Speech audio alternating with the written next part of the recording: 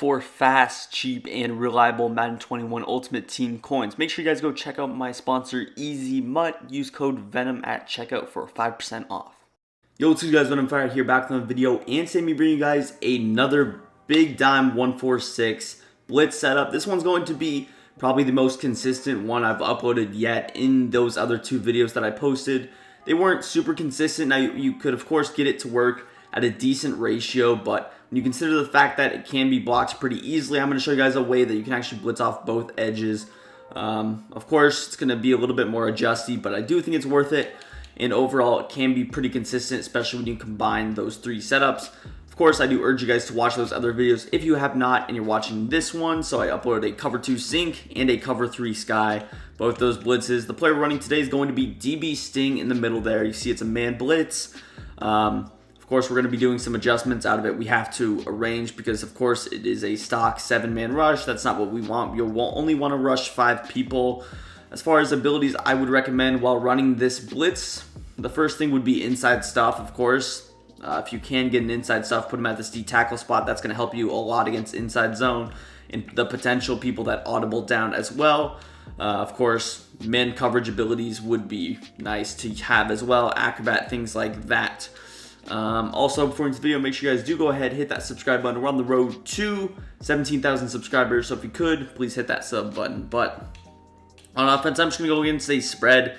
It is going to be a little bit better against things like spread, especially when you consider the fact that you're blitzing off both edges. But yeah, let's get into it. Taking a look at our play art, you see how, of course, you have both linebackers blitzing. I did forget to tell you guys to put safeties at linebacker, but that should be a given, especially if you've seen my other videos, you know that. But yeah, you want safeties at linebacker, especially when you're going to be manning people up. But for starters, what I like to do is just press. The next thing that you're going to do is you're going to spread your defensive line, and then you're going to crash down or slant inside. So you're going to spread up, you're going to slant inside, and then you're going to contain. Now, take a look at my play art.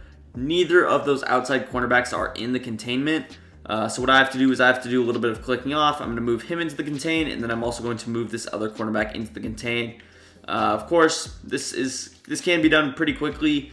And last but not least, you have one more adjustment. That's going to be to man up the linebacker or the running back. Usually, the running back is going to be the player that's not manned up. That would be the case for every single formation, not just spread.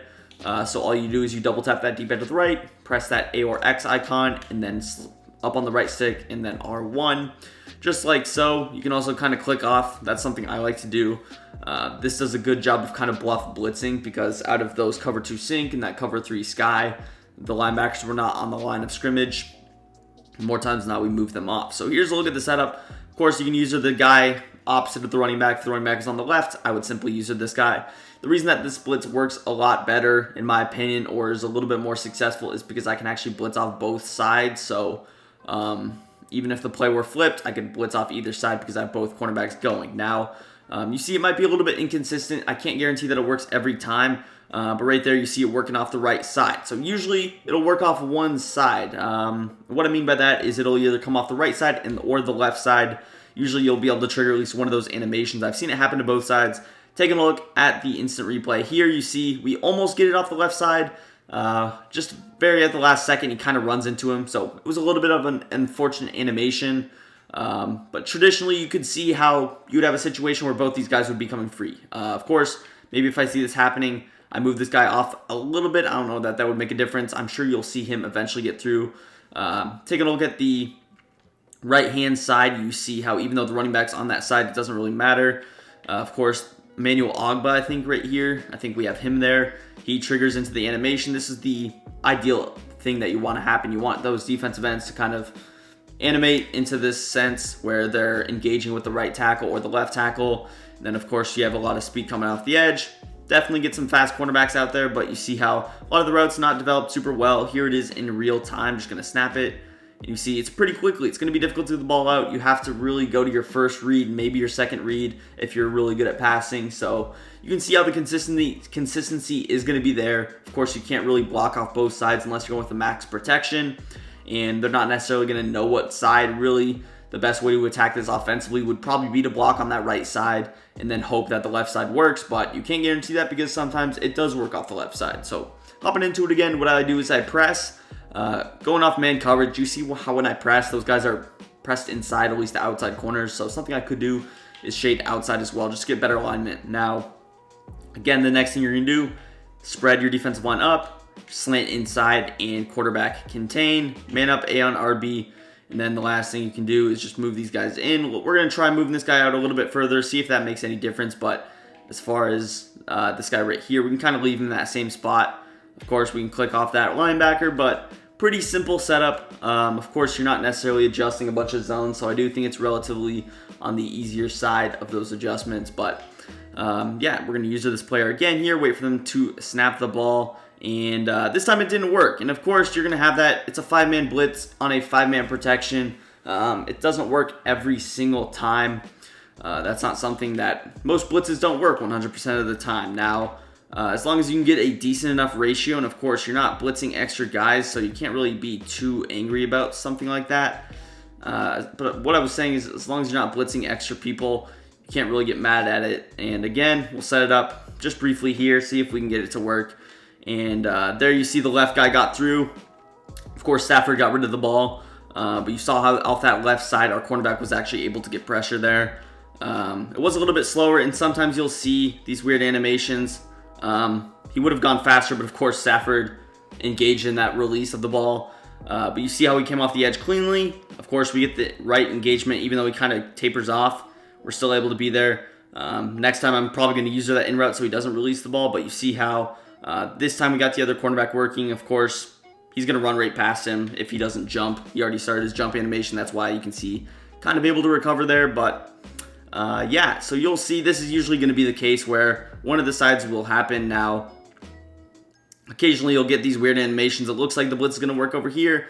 Then you just get an unfortunate engagement. You want to get it where he's kind of swim moving upfield or something like that. That's probably the ideal thing to do or thing you want.